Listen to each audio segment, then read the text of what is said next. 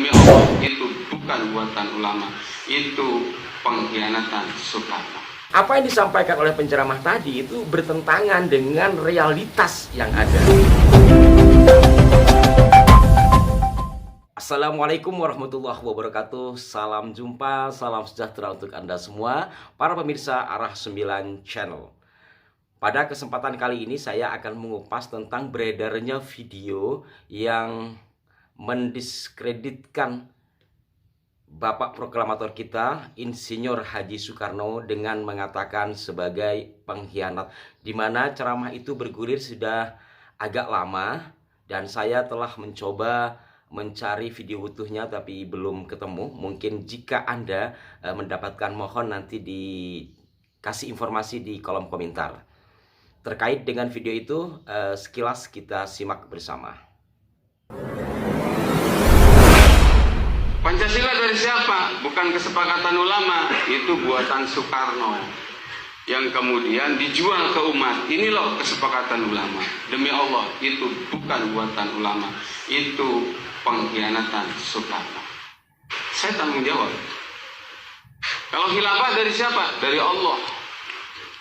Saya bisa nantang ke siapapun. Kalau bukan dengan syariat dan khilafah, mau kasih solusi apa dengan persoalan ini? Mau pakai Pancasila? Pancasila bisa ngejawab apa? Utang gede, kemana Pancasila? LGBT merajalela, kemana Pancasila? Ulama-ulama di nu lempeng ya, nu bengkok mah diingu, dipiara, dikukut, di paraban. Tapi ulama-ulama nu lurus dikriminalisasi. Para pemirsa sekalian, sekali lagi saya garis bawahi terkait dengan video tadi. Apakah ada panjangnya yang mengklarifikasi atau seperti apa? Jadi pada edisi kali ini yang saya tanggapi adalah video tersebut, isi dari video tersebut yang telah Anda simak. Sebab apabila tidak diluruskan, ini mengkhawatirkan terjadi keresahan, kemudian terjadi penyimpangan sejarah. Walaupun mungkin ada kelanjutan dari video tadi, tetapi pada beberapa kalimat yang ada pada video tersebut nampaknya jelas mengatakan bahwa pertama, bahwa Pancasila bukan produk ulama tetapi buatan Bung Karno yang dijual ke umat atas nama ulama, kurang lebih seperti itu. Kemudian itu merupakan pengkhianatan Bung Karno. Nah, disinilah yang akan saya kupas. Pertama, tentang Pancasila dikatakan sebagai ide atau buatan Bung Karno, itu tidak dapat dipungkiri. Betul bahwa hal itu disampaikan oleh Bung Karno sendiri pada sidang BPUPKI pada tanggal 1 Juni 1945. Seperti yang beberapa kali saya sampaikan di Arah 9 Channel, bahwa ketika Jepang membentuk BPUPKI atau Dokuritsu Junbi Chosakai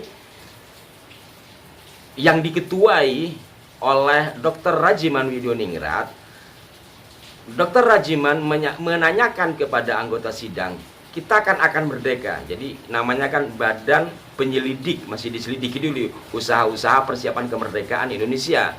Jadi kita akan merdeka, terus negara kita, bangsa Indonesia yang akan dimerdekakan ini menjadi satu negara berdasarkan atau berdasar di atas apa? Disinilah kemudian para tokoh diantaranya Dr. Muhammad Yamin, Dr. Supomo dan yang lain-lain memberikan tanggapan. Giliran Bung Karno pada 1 Juni, di antara isi pidatonya adalah menyampaikan Pancasila. Seperti yang saya pernah ulas di sini.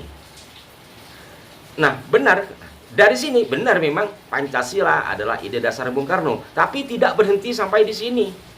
Karena nanti pada Juni pertengahan ada rapat-rapat tidak resmi, kemudian terbentuk tim 9. Dari tim 9 inilah kemudian dibuatlah satu di antaranya rancangan pembukaan Undang-Undang Dasar Negara. Rancangan pembukaan Undang-Undang Dasar Negara ini oleh Profesor Muhammad Yamin diberi nama Piagam Jakarta. Nah, di Piagam Jakarta itulah ada 5 sila yang kita kenal hari ini sebagai Pancasila.